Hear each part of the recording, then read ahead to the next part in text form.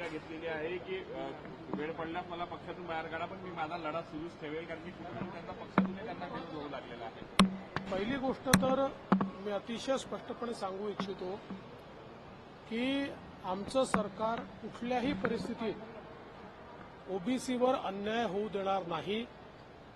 स्वतः मुख्यमंत्र्यांना देखील हे स्पष्टपणे अतिशय माहिती आहे की ओबीसी समाजाचं संरक्षण आपल्याला करावंच लागेल.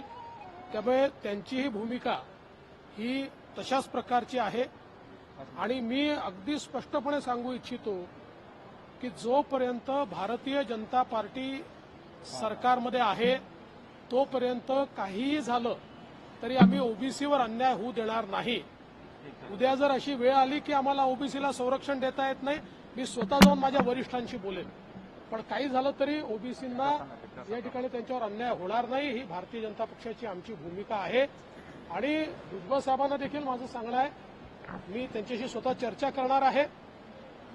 जे काही त्यांचे आक्षेप असतील त्यांनी निश्चित सांगावे.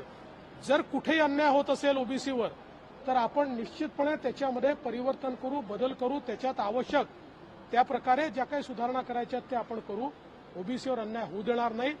प्रायमा फेसी आमचं मत अगदी स्पष्ट आहे आणि मुख्यमंत्र्यांचंही मत आहे की आता जो काही घेतलेला निर्णय आहे तो कुठलाही सरसकट घेतलेला निर्णय नाहीये. ज्यांच्या एंट्रीज आहेत त्यांना सरळतेने कसं मिळेल सर्टिफिकेट, एवढाच हा निर्णय आहे.